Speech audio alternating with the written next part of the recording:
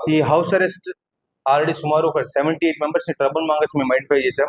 వాళ్ళందరినీ కూడా మేము ఎవరైతే గొడవ చేస్తారనుకున్న వాళ్ళందరినీ కూడా మేము ఎటువంటి రిస్క్ తీసుకోకుండా వాళ్ళందరూ కూడా మేము ప్రివెంటివ్ అరెస్ట్ చేయడం జరుగుతుంది. ఒక 32 మందిని ఆల్రెడీ ఐడెంటిఫై చేసాం ప్రివెంటివ్ హౌస్ అరెస్ట్ కోసం. ఒక 6 జిల్లా బహిష్కరణ కోసం కూడా మేము ప్రపోజల్ పెట్టడం జరిగింది.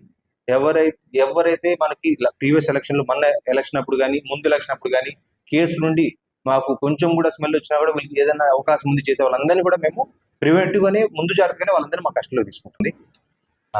June 4th మనకి కౌంటింగ్ అనేది అసెంబ్లీ కాన్స్టిట్యూన్సీ సంబంధించి కడపలో జరుగుతుంది.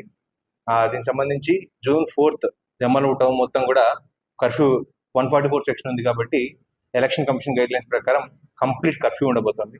కంప్లీట్ కర్ఫ్యూ అంటే ఈ షాప్స్ వాళ్ళతో కూడా మాట్లాడుకోవడం జరిగింది. వాళ్ళు కూడా వాలంటరీగా ముందుకు వచ్చి వాళ్ళ షాప్స్ అన్నింటినీ క్లోజ్ చేయడం జరుగుతుంది. 5 and more persons ఎక్కడ కూడా గుమ్మికూడకూడదు. అన్ని కూడా ఈ జమ్మలమడుగు లోపలికి వచ్చే మెయిన్ దారులన్నీ కూడా మేము చెక్ పోస్ట్ పెట్టి కటాఫ్ చేస్తాము. ఏదైతే బైలైన్స్ ఉన్నాయో వాటిని కూడా కన్సల్ట్ నాకు కావాల్సి అని చెప్పి ప్రతి బైలైన్ కూడా ఒక 11 దారుల వరకు కూడా మేము చూసాము. వాటిని అన్నిటి కూడా కటాఫ్ చేసి ఎటువంటి మొబిలేషన్ కూడా జమ్మలమడుగు టౌన్ లోకి రాకుండా మేము చర్యలు తీసుకుంటున్నాం. అదేవిధంగా పెట్రోల్ బంక్స్ వాళ్ళకి, ఫైర్ క్రాకర్ షాప్ వాళ్ళకి మేము నోటీస్ జారీ చేయడం జరిగింది. వాళ్ళందరూ కూడా లూజ్ పెట్రోల్ కానీ ఫైర్ క్రాకర్స్ కానీ ఎక్కడ సేల్ చేయకుండా మాకు సహకరిస్తున్నారు ఇప్పటివరకు.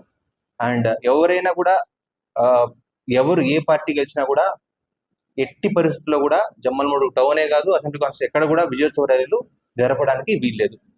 మనకి 6 వరకు 144 సెక్షన్ ఎంసీసీ కోడ్ అనేది అమల్లో ఉంటుంది. 6వ తారీఖు వరకు కూడా ఎటువంటి వాటికి కూడా పర్మిషన్స్ అనేవి ఎలక్షన్ కమిషన్ ఇవ్వలేదు. దయచేసి ప్రతి పార్టీ వారు మాకు ఈ విషయంలో సహకరించవలసిందిగా కోరుతున్నాం.